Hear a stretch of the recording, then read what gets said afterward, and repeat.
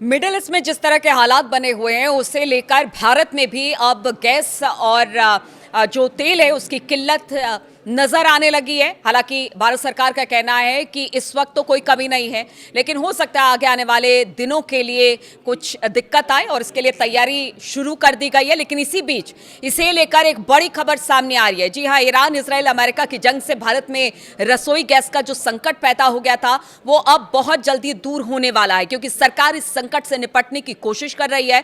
बताया जा रहा है कि भारत ईरान के साथ लगातार बातचीत कर रहा है और बहुत जल्दी एलपीजी सिलेंडर की सप्लाई मिलने की उम्मीद की जा रही है। वो कैसे, वो भी आपको बताते हैं। तो जल्द ही एलपीजी की सप्लाई मिलने की उम्मीद है, क्योंकि न्यूज़ 18 के सूत्रों के हवाले से जो खबर मिल रही है उसमें स्ट्रेट ऑफ हॉर्मूज के बंद होने के बाद ईंधन संकट की चिंताओं के बीच भारत ईरान के बीच लगातार इस वक्त बातचीत हो रही है। जल्द ही एलपीजी की सप्लाई मिलने की उम्मीद है। आधिकारिक स्थिति की बात की जाए तो आधिकारिक स्थिति की बारीकी से नजर रखी जा रही है, क्योंकि इस क्षेत्र में रुकावटों का असर ऊर्जा शिपमेंट पर पड़ रहा है। 8 LPG tanker straight of Hormuz में इस वक्त खड़े दिखाई दे रहे हैं।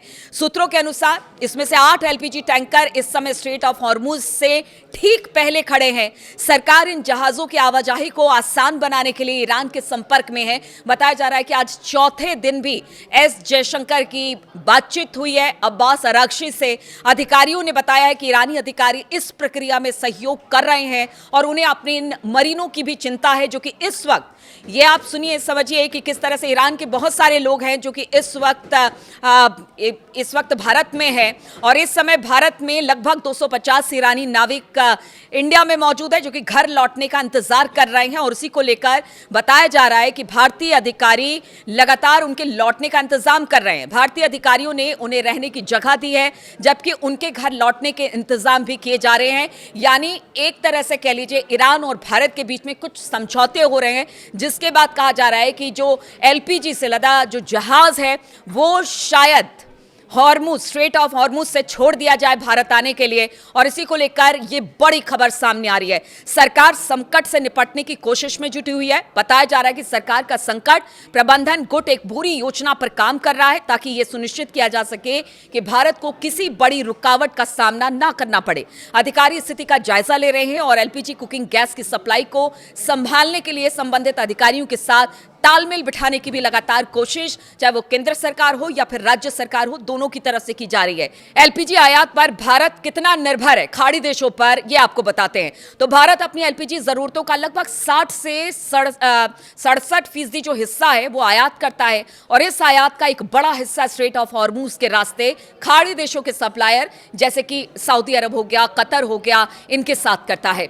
इस रास्ते में किसी भी तरह की रुकावट देश में एलपीजी की उपलब्धता पर असर डाल सकती है और यह हमने इराक के युद्ध के वक्त भी देखा था।